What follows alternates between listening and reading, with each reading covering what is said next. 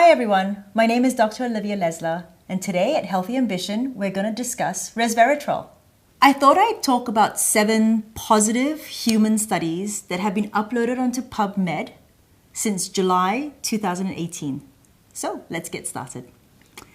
Number 1, July 2018.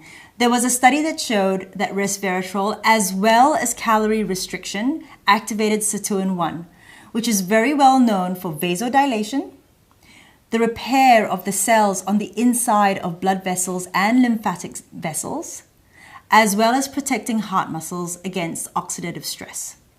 Number 2, a double-blind, placebo-controlled study showed that high-dose resveratrol supplemented over 90 days improved psychomotor conditions in overweight, sedentary, older adults. Number 3, August 2018, rheumatoid arthritis DAS, disease activity score 28, along with biomarkers of inflammation to show how bad the inflammation is, like CRP and ESR, correlated significantly, going down when resveratrol went up. The study concluded that resveratrol should be added to the current conventional anti-rheumatic drug regimen. Number 4, September 2018, the first human study to show resveratrol with regards to bone density in type 2 diabetics. Now, this was following very encouraging trials in animals. They actually found that the resveratrol arms showed significant changes to serum phosphorus, whole body bone mineral density, whole body bone mineral content compared to the placebo arm. Resveratrol prevented bone density loss in type 2 diabetic patients. Number 5, another one from September 2018. This time they showed that 500 milligrams of resveratrol daily in conjunction with meloxicam, a non-steroidal anti-inflammatory drug, was more superior, more efficacious than just meloxicam alone in patients who had knee osteoarthritis. This was in terms of pain and mobility. Number 6, 2018, November.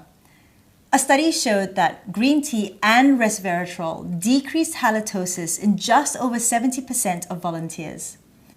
Halitosis, or bad breath, is usually caused by the decomposition action of bacteria at the back of the mouth, which produces a compound that contains sulfur.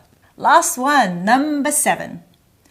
Trimethylamine N-oxide, TMAO or TMAO, is a risk factor for cardiovascular disease, diabetes, hardening of the arteries, and is also an oxidative stress biomarker.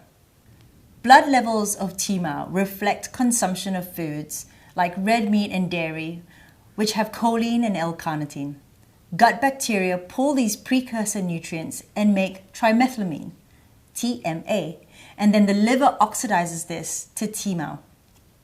A study published in January 2019 correlated increased levels of resveratrol in serum to decreased levels of TMAO. So are there any side effects? Resveratrol has not shown to be toxic and has no severe side effects recorded. There have been minor gastrointestinal side effects in patients taking high-dose resveratrol over 29 days. So in conclusion, the Healthy Ambition formal verdict on resveratrol is yes, if you can afford it and if you're not using it in place of nutritious whole food.